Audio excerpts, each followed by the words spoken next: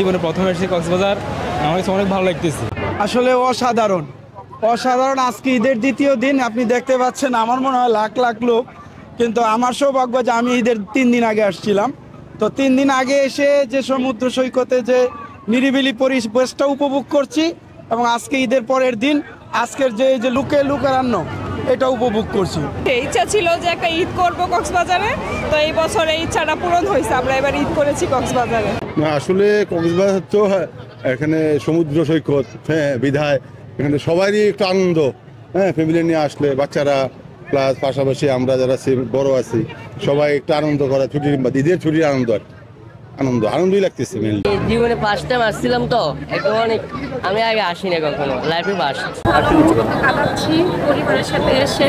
ঈদ মানে আনন্দ, ঈদ মানে খুশি, যেহেতু একটা মুসলিম উৎসব, অনেক ভালো লাগছে। কক্সবাজার অনেক সুন্দর, আমরা গাজীপুর থেকে আসছি, এই জায়গার পরিবেশ অনেক ভালো, এই জায়গার লোকজনও ভালো, সব কিছু মিলে অনেক ভালো লাগতেছে। আমি প্রতিবারই আসি, এবারও আসলাম, অনেক ভালো লাগছে।